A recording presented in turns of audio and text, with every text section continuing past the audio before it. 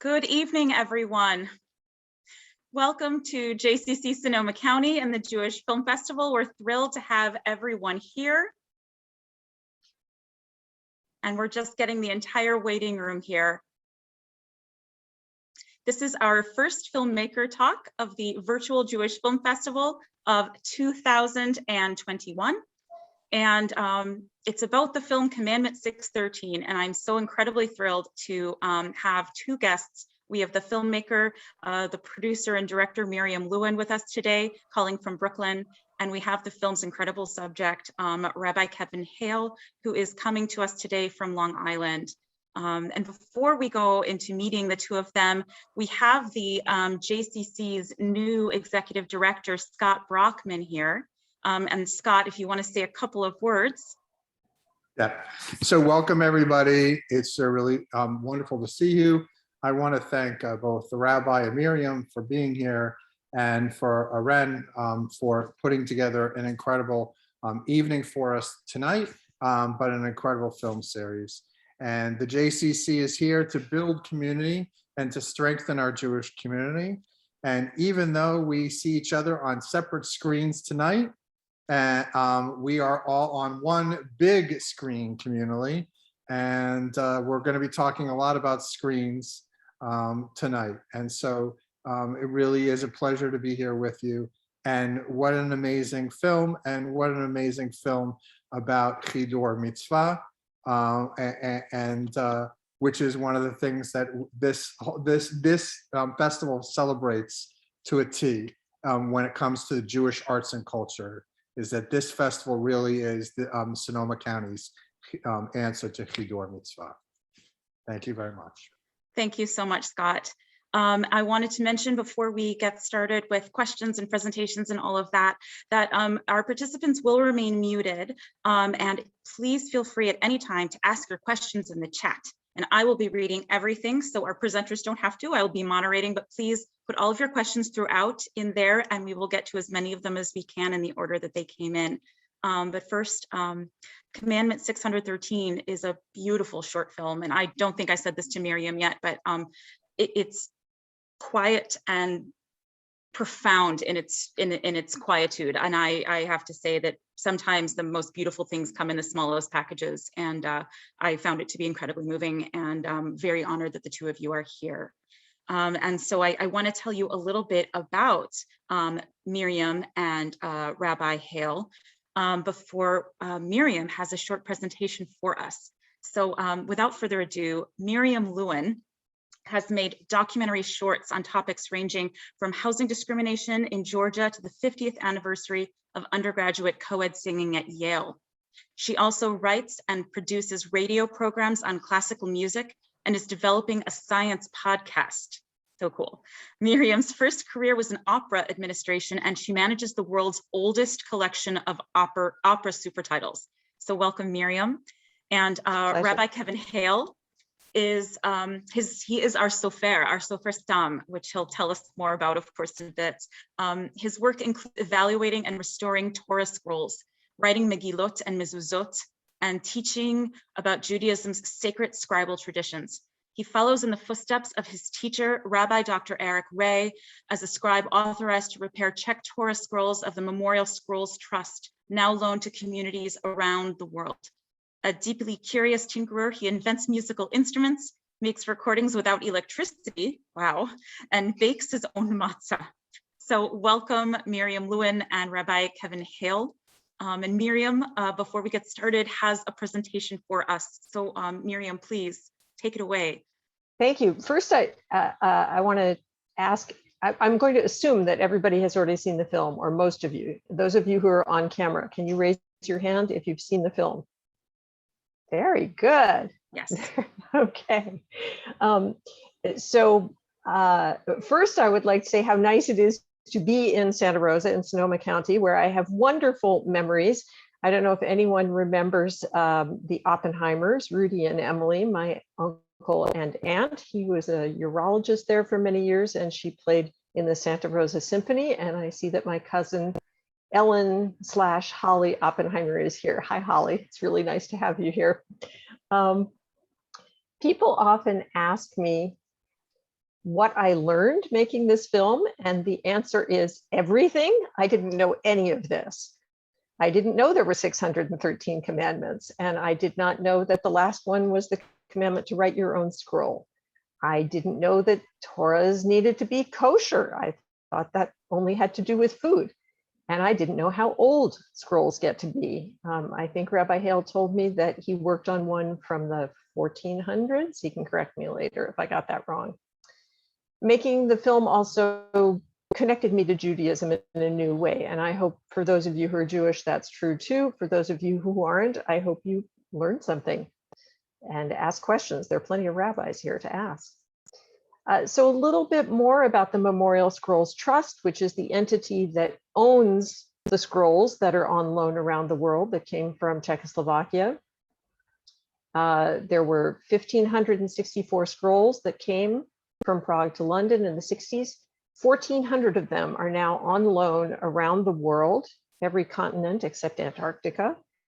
About 1,000 are in the USA and 3 are in Sonoma County. I hope I got that number right. If I'm correct, there's one at Congregation Shomrei Torah in Santa Rosa, one at Congregation Ner Shalom in Kotati, and one at B'nai Israel Jewish Center in Petaluma, which I understand is being installed this winter. And I understand we have 2 rabbis from 2 of those congregations who I can't wait to hear what they have to say about how their communities use those scrolls. I'm going to show you some pictures, a little bit more about where the Czech scrolls came from, including the towns where your scrolls in Sonoma County are from. And I'm going to show you various kinds of memorials in Czechia, which is another name for the Czech Republic. So let me share my screen. Okay, I hope you're all seeing a picture of an empty synagogue with beautiful light in it. Somebody nod your head. Irene, you're seeing it. Great. Okay. So this is a new book called Light Beyond the Shadows.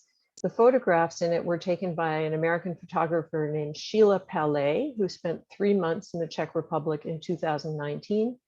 And this book of her photographs and some essays, including one by Rabbi Hale, came out just this past winter, published by the Memorial Scrolls Trust.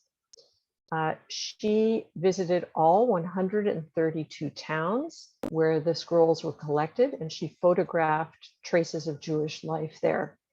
So a few numbers quickly. In 1930, there were about 117,000 Jews in Bohemia and Moravia, which is now the Czech Republic. You probably know that the Czech Republic split off from Slovakia, which was all of it was Czechoslovakia. It was an amicable split in 1993. Of those 117,000 Jews, about 26,000 managed to emigrate by the middle of the war. Another 82,000 Jews were deported to Terezin or Theresienstadt and other concentration camps, and about 77,000 of them were murdered. So just remember that number, 77,000, for a moment. This is the Pinkas Synagogue in Prague. And when you look closely at the walls, you'll see that there's a lot of lettering there. The names of those 77,000 Jews are hand lettered on the walls. And this is one of the most powerful memorials I've ever seen. I saw it well before I started work on this film, and the impact of it has never left me. This is the town of Strakonice. I'm probably saying that wrong. A large town about an hour and a half south of Prague. And this is where the scroll in Santa Rosa is from. This playground along the river is where the synagogue stood. And it has this memorial, and the plaque translates as in memory of the Jewish community in Strakonice and the synagogue, which stood here from 1860 to 1976.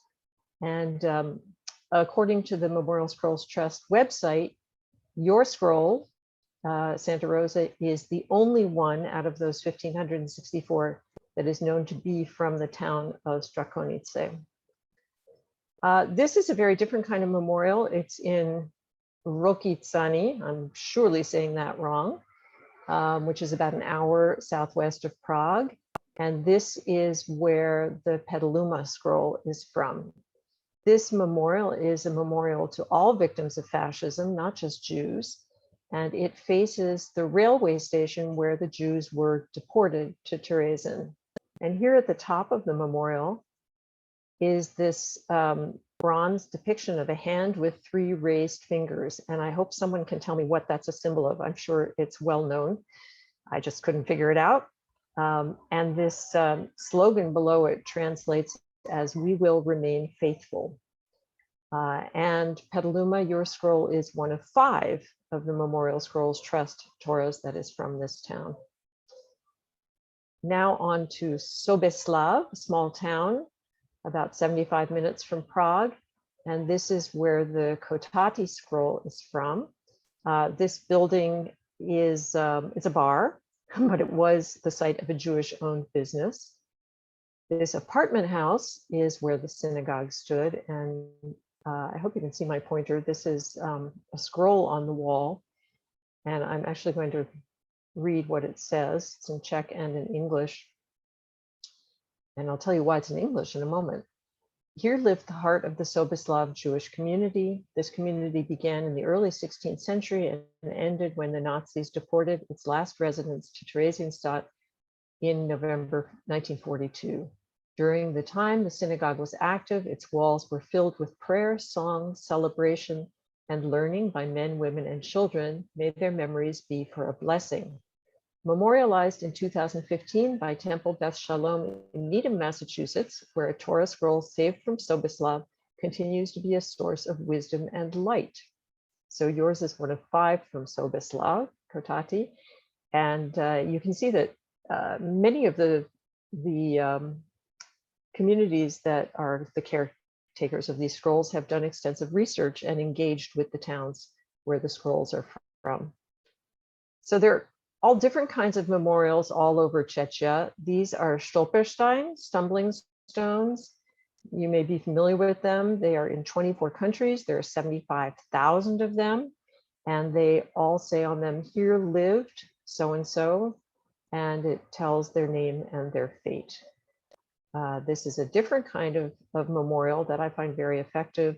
Inside this cage, there are stones, and each one is inscribed with the name of a Jew from the town of Tabor. This is where this memorial is, who died. There are also synagogues that are memorials. This is now the Museum of Respect and Tolerance, and other synagogues are art centers and concert halls. Not that many of them are in use as synagogues. So I've talked a lot about site-specific memorials. Here's a ceremony that takes place, I can't remember in what town. It's a ceremony for Yom HaShoah, the Day of Remembrance, and these also take place around the Czech Republic. This is the Memorial Scrolls Trust. I find that what they've done is a very different kind of memorial. It's not place-specific. The scrolls that are distributed around the world are multi-location, decentralized. They form a very active and widespread living memorial.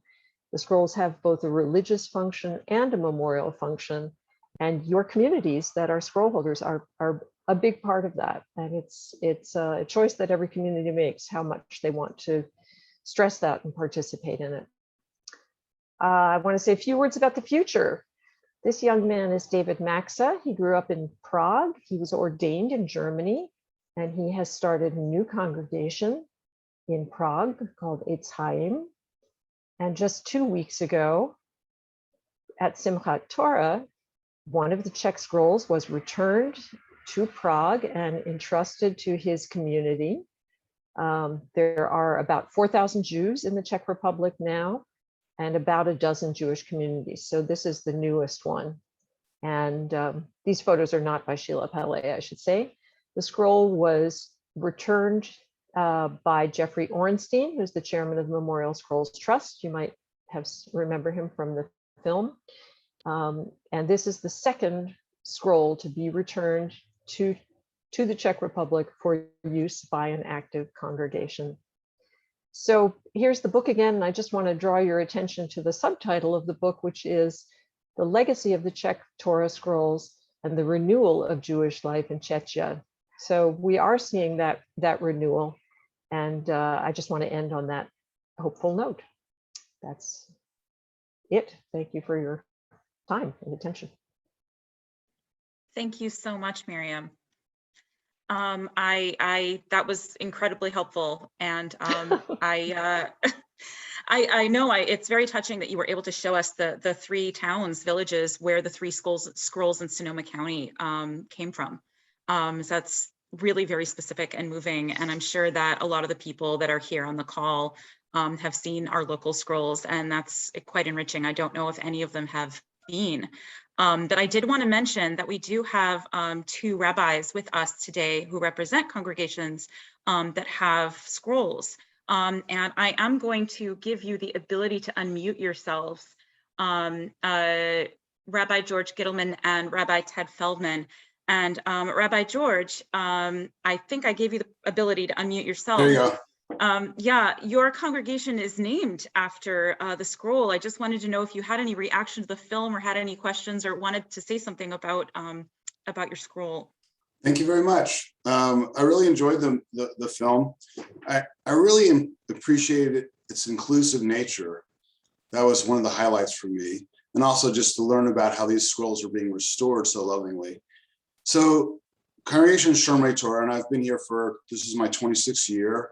About 33 years ago, I went in search of a Torah scroll and found one through the Memorial Trust. It was called something different then, and actually flew down to LA to pick it up and brought it up. It had its own seat on the plane and came up here, and the congregation was renamed to Congregation Shomrei Torah, out of reverence for the Czech Torah scroll that we have. And it's an unusual name for a liberal/reform congregation. People ask me, are you a conservative or Orthodox rabbi when they hear the name of the congregation? Because Shomrei Torah usually means Shomrei mitzvot. So that doesn't really apply to us. To some degree it does, but to some degree it doesn't. So, but the synagogues had a loving relationship with the Torah scroll the whole time I've been here. For many years, we used the scroll.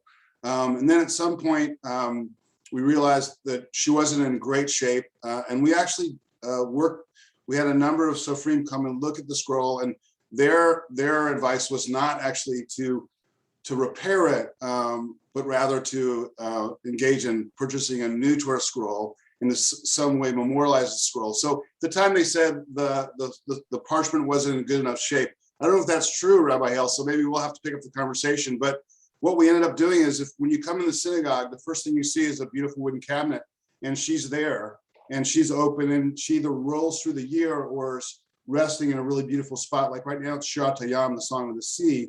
And I think she may be happier because most of the time she would be, in the dark in the Aron HaKodesh. And now all day, every day, everyone can see her. So while we miss using the Torah scroll on a regular basis, except for Simchat Torah, we'll still use it for Simchat Torah, but otherwise, I'm not sure which is better for the scroll, actually, because being used is a great thing, but being seen all the time by everyone as soon as they walk in the door is also a beautiful thing. So we have a pretty special, unique connection with the Torah scroll. And I'll get emotional, but I've always felt like the people from the town where the scroll came from live on through us. And that they smile when we read it, especially, by the way, when the girls and women read from the scroll. I feel like the women of that town hopefully would be really happy to know that it's being used in this inclusive way. But just in general, I feel like their presence is here with us in as much as we remember them and remember the Torah through them. Thank you so much, Rabbi Gittleman. I would love for you to continue the conversation after this, and I hope to learn more as well, especially about whether or why the Torah can or should not be restored. It's an interesting question, but thank you so much for sharing about that. And I know Rabbi Ted Feldman down in Petaluma, you recently acquired your scroll. I know that you're installing it in December. Could you tell us a little bit about that? So our Torah arrived almost a year ago, on the first day of Hanukkah last year. And COVID-19 has limited our ability to welcome it in a wonderful, appropriate manner. And so we're looking forward to doing that on December 5th, which will be the last day of Hanukkah this year. Our scroll comes in a little different way. It comes through a congregation in Brockton, Massachusetts, where the scroll was on loan and acquired about 50 years ago by the parents of Naomi Richman, past president of B'nai Israel. And she found out and has been following the congregation back there, which ultimately has merged with another congregation, and they wanted to place this Torah somewhere else. And her parents, Naomi's parents, were really the movers who brought that Torah scroll there. And so now it's followed her out here and is in our midst. It is dated, having been written about 1750. The parchment seems fragile. And again, I would also be interested in hearing from Rabbi Hale about what happens at what point. It's not a kosher Torah in the sense of being used, has not been restored. So we're looking forward to welcoming it. I know that Naomi and all of us consider this to be a life-giving gift to us to have this Torah in our midst, to acknowledge that we're not looking at the death of Judaism when we talk of the Holocaust, but that the Torah remains alive in our midst. And so we call the wood on the Torah the Eitz Chaim, the living wood, the tree, and the Torah is a living document for us. And so we're looking forward to welcoming it, and hopefully we'll be able to invite some of the community to join us as we welcome it in December. Thank you so much. Thank you, Rabbi Feldman. Sure. So I am going to turn the conversation back to Rabbi Hale and Miriam.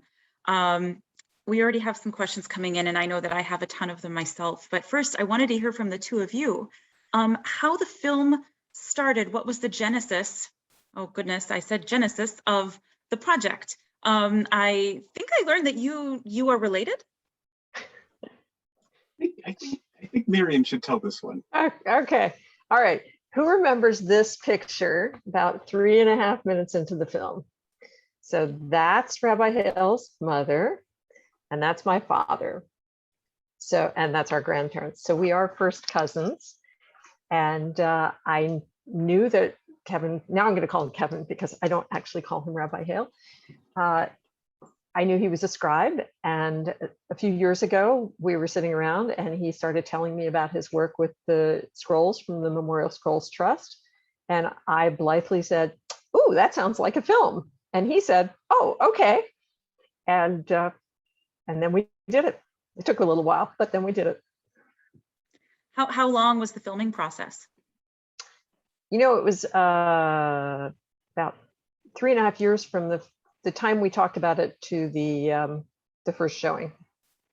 It's very beautifully structured because it seems like you're following one project, which is a nice linear way to sort of start with one Torah scroll and seeing how it goes from beginning to end of that process. But it was over a longer period of time.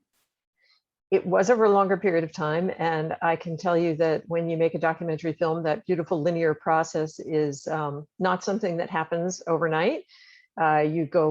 You edit it this way, you edit it that way. And even though she's not with us, we hoped she was going to be my editor, camera woman, and co-filmmaker. Randy Cicchini was really, we were partners in finding a structure for the film that made sense. At one point, it was about twice as long, and then it had to be cut back down. Anyway, it's an interesting process.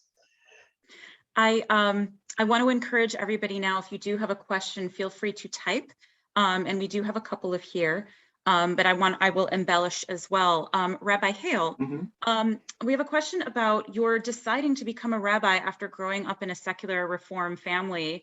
I know that you talk about it a little bit in the film as well. And I also want to add on top of this about going another step and becoming a sofer.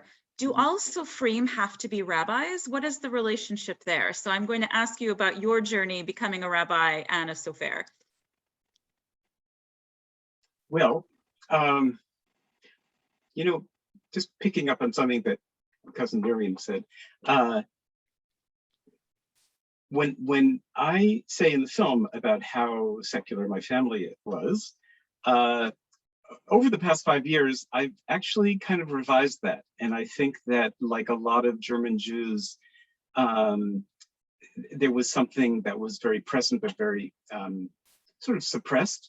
So it would be more accurate to say that, you know, my father passed away recently, probably would have been an ethical culture person more than anything else.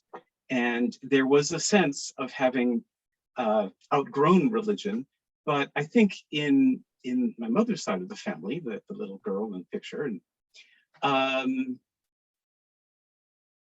don't think it ever went out, you know, if you think of it as a light. And so this is all by way of saying, I think there was a lot more to work with than I give my family credit for in the film. Okay. And in terms of what's a nice Jewish boy like you doing as a rabbi and a sofer? Well, I have to say that I was a Telegraph Avenue street vendor in my 20s. And as a toy maker craftsman, maybe some of you bought one of my toy rats, you know, 40 years ago. I was very aware that there was a kind of pastoral quality to being on the street and interacting with people. And, you know, there's a long story and a short story, but when I did say, what is there in this tradition that I want to explore, I was really drawn to what do we do with our hands in Jewish life. And we do a lot of things. We build things, we feed each other, we make Torah. So there is somewhat of a connection between the self-employed craftsman who sold his toys on Telegraph Avenue and the self-employed Torah Scribe who does a new sacred craft. That's wonderful, and I have a follow up, but we are hearing a lot about the Czech scrolls that we have here locally, and I'm wondering, just as somebody had asked, are there other Torah projects with other scrolls saved from the Holocaust from other countries? Or is this sort of the one that's best known? Do you know of other restoration projects? There are different stories of scrolls being saved. This is a unique collection. I mean, because of how many were saved, but also because they were cataloged. But they're, you know, if you think about the Torah that Ramon, blessed memory, the astronaut brought up with him, that was an amazing story of a Torah that was held onto and saved. So we don't know their stories. Most of them don't speak. But I'm not aware of sizable numbers that are like this. We've had this question before, and I did a little bit of research. There's something called the Jewish Cultural Reconstruction Inc., JCR, which has 600 Torahs from a warehouse in Offenbach, Germany, that were collected by the Nazis from all over Europe and have been given to communities in the US, Israel, Great Britain, and Europe. I don't know any more than that. I can't even remember where I found that information. But maybe I'll make a film about it. I don't know. That's very interesting, because the most common, well-known myth about the Czech memorial scrolls is that it was the Nazis who stole them, decided not to destroy them. And although it's unclear exactly what happened, you know, I think it's pretty clear that it was the workers in the Jewish Museum who did the saving.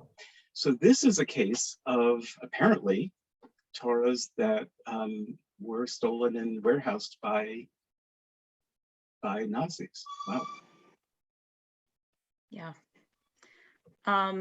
We have a question here about the hand pictured in the film. What was the position of the fingers meant to designate? I'm not sure which hand is referring to. This is Jeff's. Yes.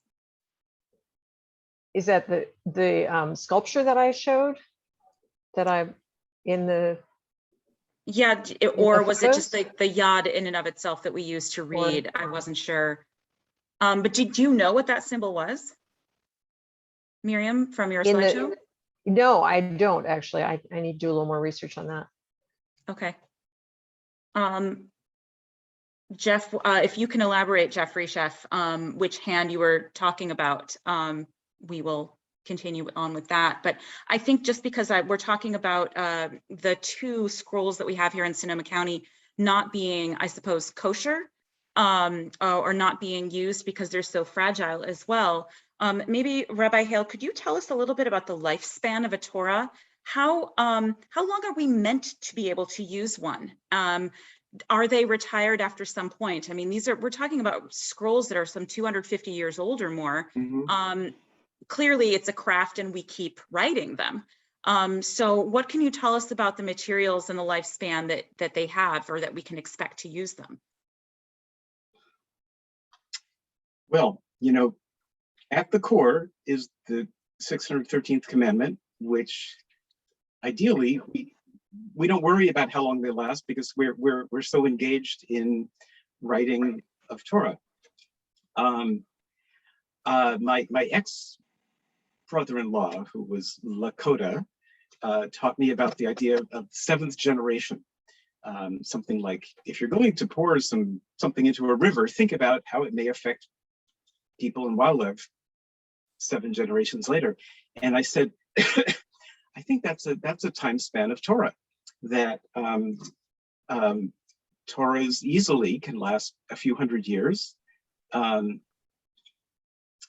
And whether they're kosher or not depends on a number of things. Is the parchment intact or not?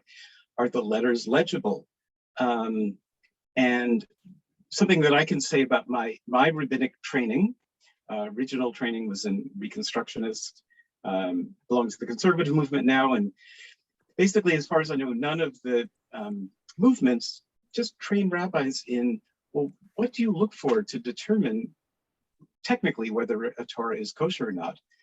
And I'd be delighted, each of you, if you'd want to just give me a Zoom call and we could take a look at your Torah together. And it's a good question. It really touches on what's for me a sort of deeper and burning question, bad use of word, which is, even if we can restore a Torah, is there a point at which it's unseemly? And anything could be fixed, but after 250 or 300 years,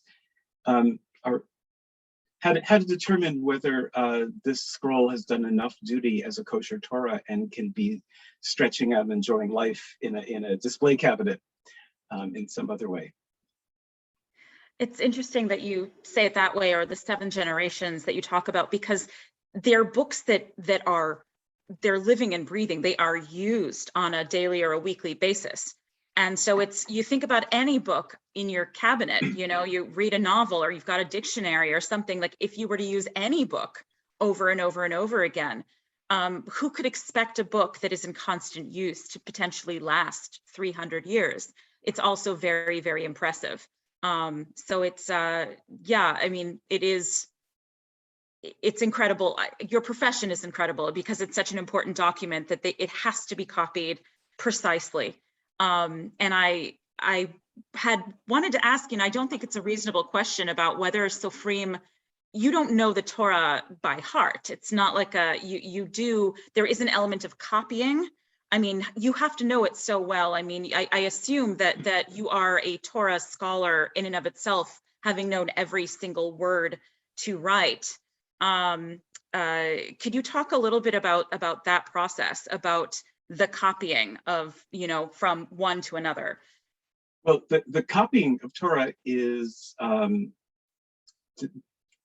does not rely on individual memory. So I don't know the Torah by heart, but my teacher, my late teacher, he pretty much did, and it was pretty impressive to to go through a scroll with him. But there are these three places where, as I said, we have Torah written. There's the whole Torah, Tefillin and Mezuzah, and a tradition that Mezuzah, which is 2 passages of the Torah, and Tefillin, which is 4 passages, you could write them from memory because, of course, we all know those. But it's very clear that Torah should not be written by memory. There always needs to be a text in front of us. And we are constantly checking ourselves. So you need to understand what you're writing, but I don't know if it's a requirement to remember every word. Okay. We have a question here about whether do you just do the reconstruction or repair, or have you written a Torah from the beginning? Are they 2 different professions, or are they the same thing? Oh, they're not different professions, but the economics of Torah writing is such that very, very few scrolls are written in this country. And even my teacher, Eric Ray, who really was a master scribe, wrote 2 scrolls. So roughly speaking, living a modest American life would need to charge 3 times as much as a scribe who lives in Israel and is supported by the community. And when I do writing, it is Megillot, or as in the film, rewriting a section. So my teacher started off his career actually as somewhat of a forger. Famously, he was smuggled into a DP camp to forge papers. So I'll copy scripts. I write ketubot. I'm actually studying to write get, Jewish divorce documents. And God willing, before this time is up, I'll write a scroll as well. And how long does it take to write from the beginning? How long does it take to write a Torah? There's a rough rule of thumb that it's a year. And in fact, a Sephardi scroll that is written with a stick or reed pen on a smooth leather surface can be written more quickly, maybe 8 months. Many of the Czech memorial scrolls with their beautiful embellishments are, you can't rush that, and they look to me like it would take about 2 years to write. Mm-hmm. My own experience is that when I'm writing, and I can write half a column in a day, but if I write a whole column, I have to be really careful to not make mistakes, and I'm usually really tired the next day. So, you could figure, if I got up to speed and really could do 1 column a day, well, that would be a year. Julie Seltzer, one of really the first Soferets, women scribes, was writing a Torah at the Museum of Modern Jewish Art, I think it's called, in San Francisco. And we met at a cafe, and she was telling me about the stress and rigor of having to keep on producing, and that has been with us all along. So when you look at a very old scroll and the handwriting changes, it could be that the scribe got tired and another scribe took over until they came back from vacation. I have a few questions related to that, but I did want to read a couple from the community here. How long was your training to become a sofer? Well, technically, my training was about 4 years, and it was the last 4 years of Rabbi Ray's life. I'd say after about 3 years, we were looking for a commission, and I was going to write in the Torah. And but all the rest is practice. And I used to teach a crash course in mezuzah writing. And the idea was that the essential skills and even essential understanding of the halachot, of the laws that go into writing a mezuzah, which is really 22 lines of a Torah, but it's the same tools and technology, any of us can learn it, and if it's done with integrity. So it's really all practice, and I keep on learning. Can you describe I'm wondering if it's like a pivotal memory, the first time you actually had to, for real, like repair or write something kosher. Like, I mean, you cannot make a mistake. So when you're like finished with your training and you know that this is it, and I mean, what is that like the first time you have to get it with the right? training. It was probably the third time I visited Eric, since we're Rabbi Ray, and he was restoring a 200-year-old Torah. And at some point he said, okay, here, now you do it. And I remember shaking, and so I would hold my hand. You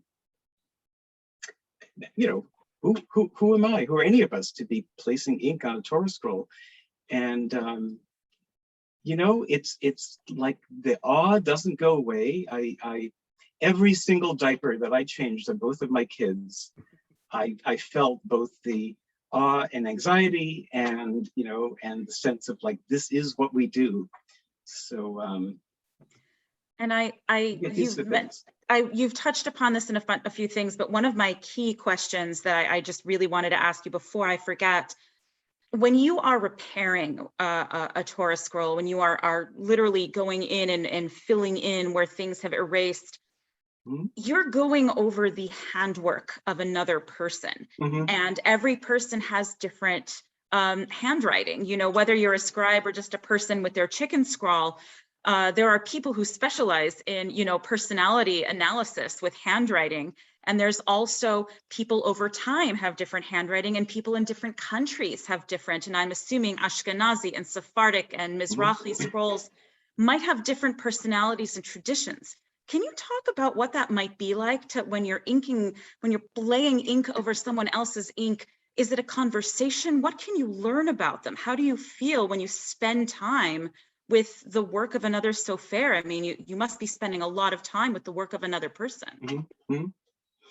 No, you really do get a sense of how did that scribe hold the quill, and why is there a little angle here or there?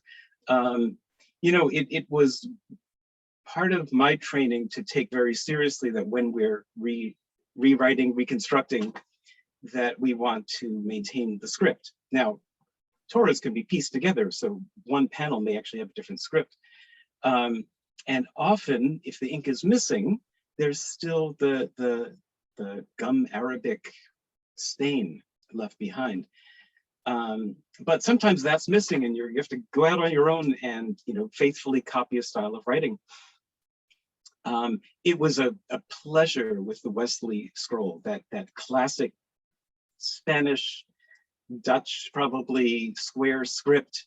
But one of the scrolls that I rewrote a section for, it was actually the little synagogue, former synagogue in Bristol, Pennsylvania, where I had been a student rabbi 20 years before.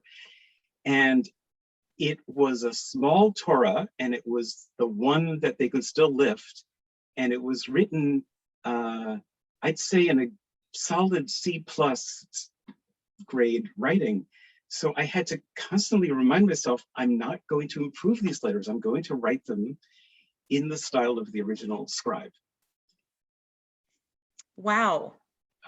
So that's something that you have to forge, or you have to maintain the style. You can't take liberties and make flourishes that weren't there originally. Well, you could. Now, the Memorial Scrolls Trust actually has really articulated a policy about this, that, you know, on another scroll, you might add or subtract something. It wouldn't change the letter, but that, you know, even though there could be embellishments on letters, to not add to any of those scrolls. We have some questions from the audience here. Oh, Rabbi Hale, you are so charming and clear in this film. Have you thought about making other types of films? So we have a bit of a fan here. Thank you. When my cousin Miriam asked me if I'd like to do this film, I said that I was determined to be the most cooperative subject she ever had. And I didn't ever really regret it, but it was grueling. And there were very, very long days. So if someone wants to make a film and feature me, I'd be honored. but I have to But say not it was, me. You don't want me to do it. I learned a lot, and I learned a lot about the precision that went into it. Actually, just watching Miriam and Randy working together, and while Randy's camera was about 2 inches from my handwriting, and the other thing that I did, along with saying I will be the most cooperative, is that I decided to not bug them about what is this film actually about. So it evolved and changed. I'd like to do something other than making a film myself. Okay. Miriam, we have a question here. What did you learn about Rabbi Kevin's art and method? And Rabbi, what did you learn about Miriam's art and method through the making of the film? Well, I'll tell you, several months ago, Kevin did a scribing workshop for another film festival, and everybody was invited to get a calligraphy pen or a flattened side of a crayon. And Kevin, did you have everybody scribe Shabbat Shalom or something like that? It was on a Friday afternoon. And I did it along with everybody online. And it was so hard. It's like, to get the letters to be even is really hard. And then I realized that, yes, we had been 2 inches from his hand with a heavy camera and saying, okay, Kevin, could you move this way? Can you move this? And he was still turning out perfect letters for us. I think my admiration grew 100-fold in this process. Wow. That's a beautiful admission. We have a question from. I'll just jump in because I think you asked me as well. And yes, I did.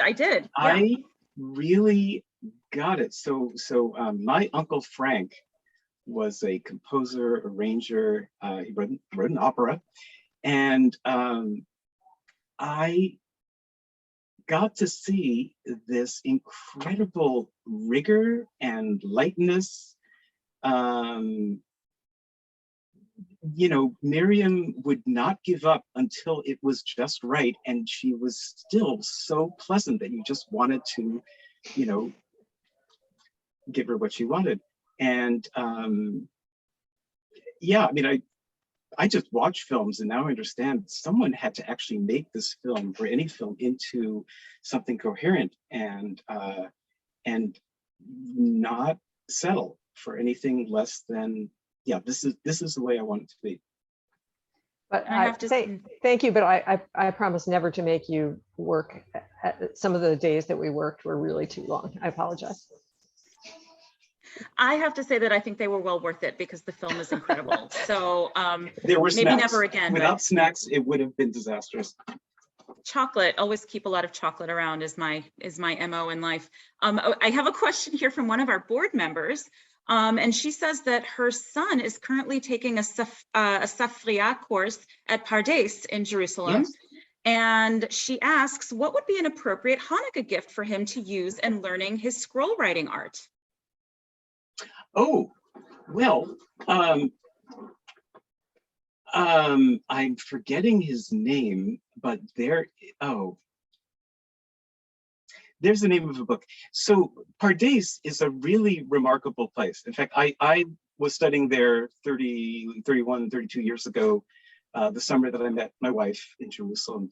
It wasn't scribal things, but Dov Lyman is a scribe, a traditional scribe in Jerusalem, and he started teaching there. And he is,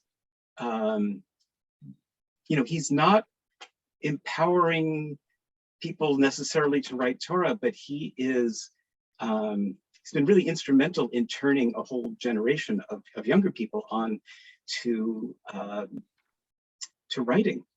And some of them have become Sofrim. So just since I started training to be a scribe myself 20 years ago, there seems to be a little mini explosion of renewed interest in outside the traditional world of writing Torah.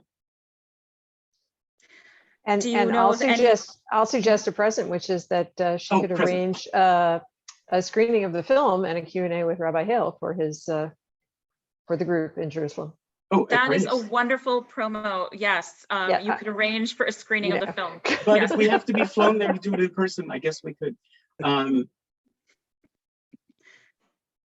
Yeah, actually, you know what would be really good is if it's really the Davidovich tikkun. So, there's a tikkun, and usually that's thought of as the book that has the printed version of the Torah along with the non-printed for purposes of reading. But for purposes of writing, we want an accurate copy. And there was a legendary, phenomenal scribe named Davidovich who passed away a few years ago. And his tikkun for Sofers is so precise. I would say it's probably an essential tool. Excellent. Thank you. We have a question from Rabbi George Gittleman here. There are many minuscule and majuscule letters in our Torah. True with other Czech scrolls that you have encountered? There are a number of indicators of Kabbalistic Torahs.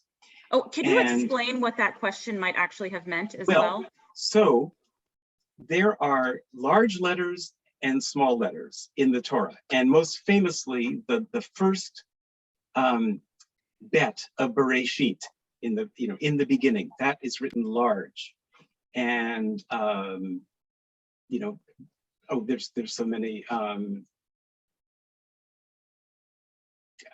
Anyway, there's, I can't believe I'm not thinking of another one of very small letters, like the Yud in Pinchas at one point. So there are essentially a few dozen of these, and they're really prescribed. And then there's sort of optional ones. But in a scroll that has Kabbalistic elements, like these embellishments on letters, like a pay maybe becomes sort of a spiral, there may be other letters that are enlarged or small that seem to be a kind of commentary that a scribe is making. So if you have a Torah that has extra large and small letters, look closely and you may find that individual letters have little tails on them or other elements, and they're really unique. That's really cool. There are probably many theories about different codes and hidden meanings in the art of a sofer. This is a strange question I thought of today. I am fluent in Hebrew. I have an Israeli mother, and so I have fun and I read outside. I mean, I have a Tanakh right here, the JPS translation. I love reading it. There, you've got the same one right behind you. I'm not going to get into, who compiled the Torah and when and how, but we have the other, 19 books of the Tanakh, and they somehow had to have been copied down before there were printing presses. Mm-hmm. And I don't know if there's some aspect, and I always found it strange that, when you go to read a Haftarah at somebody's bar mitzvah, it's just a book sitting there. There's so much around the holiness of the Torah, of the scrolls that we have. And yet, when we go, the others are not necessarily in some sort of incredible calligraphic tradition, but of course there's the Megillat Esther. So sometimes some people bring out a Megillah for the book of Esther. And I know that other books are called scrolls or not scrolls or things like that. Can you talk about calligraphy or at least replication of other holy texts that are not the first 5 books of the Tanakh? Mm-hmm. Mm-hmm. I think it's fair to say that when we started copying Torah, and in terms of who is the origin of Torah, I have yet to find a better, more compelling sense than this is God's words that we copy down. And but we started using this publishing technology, and we keep on more or less using that. So it's fair to say that at various points in our history, when new technologies came up, that because we never stopped talking about it, we had to say, well, okay, now that we can print, if you print a Torah, is that the same thing as a Torah? And I think that as time went on, it became clear that no, it's actually not essential for the other books. I mean, arguably Megillat Esther, but even if you don't have a handwritten Esther. Occasionally I visit a synagogue and there is a complete set of Nach, Nevi'im is prophets and the Ch is for Ketuvim, writing. And, you know, I used to go to a synagogue where sometimes if the Haftarah was being read, it was read from a separate scroll of the Haftarot and they were written without vowels. But the 5 books, you know, I think that has the sense of, well, these are the words that Moses wrote down, and everything else is close, but not as essential. So when we get to a Megillah, we're free to illuminate it, something that we wouldn't do in the Torah. So you get to have a more free hand if you're doing yeah. We are running a little bit close on time. We have a couple of minutes left, and I think that I wanted to end on, or at least I wrote something that I thought was eloquent, but probably isn't, but it's an idea here. And to you and to Miriam, or maybe one of the rabbis, in a world where anti-Semitism is on the rise in a really frightening pace, there's something really powerful in restoring scrolls that belong to people who they themselves perished in the most heinous anti-Semitic act of our times. Is there an effort to share this kind of restoration with the wider world outside of the Jewish community? Is there something about restoring a Torah, or in your work as the filmmaker, Miriam, with a film of a Jewish subject, that has been shared amongst non-Jewish communities? I don't know if you've made an effort to do this, or if the film has been in non-Jewish communities or Christian communities or secular communities in other contexts. But I'm just wondering that when we work with the Holocaust, with a Torah that survived, and what that says about what's going on today. I don't know if I can speak to that larger question, but if you ask me in a month, the Commandment 613 will be in a festival called Faith Fest, which is run by a Lutheran church in Southern California. And it's the first time that the film will be seen in a non-Jewish film festival. It's not the first time it'll be in a non-Jewish setting, but I'm really intrigued by what the reaction will be there. And we actually do want the film to speak to people of different religions. There's a line that's very eloquent from Jeffrey Orenstein about that in the film. And I am hopeful that this will help increase understanding of Judaism. I hope so as well. The film ends on such a beautiful note, Miriam, and of course, Rabbi Hale, who said the words, and I'm paraphrasing, that, you know, if you had spent a lot of your time fixing Torahs and teaching about Torahs, it would have been a worthwhile use of a lifetime. And I would have to say that's the gross understatement, and just how beautiful the profession is and your craft is, and how much it has enriched my life to learn about it. So I do want to thank you, Miriam, for making such a beautiful film. And of course, Rabbi Hale, for sharing with us your craft and teaching us so much today. I think that you really show us in the making of something with your hands what a purpose-driven life is and how you can improve the world, each in his own way. So I want to thank you both for being our wonderfully honored guests here today, and thank the community for coming. So thank all of you for your support of the Jewish Film Festival, for watching this beautiful film, Commandment 613. And if you haven't seen the film, and I believe that all of you have, it's been very popular. Please do go see it, and tell all of your friends to go see it as well. There's a couple weeks left to see it. So thank you all for coming and joining us tonight. Thank you for having us. Thank you. Thank you, everybody.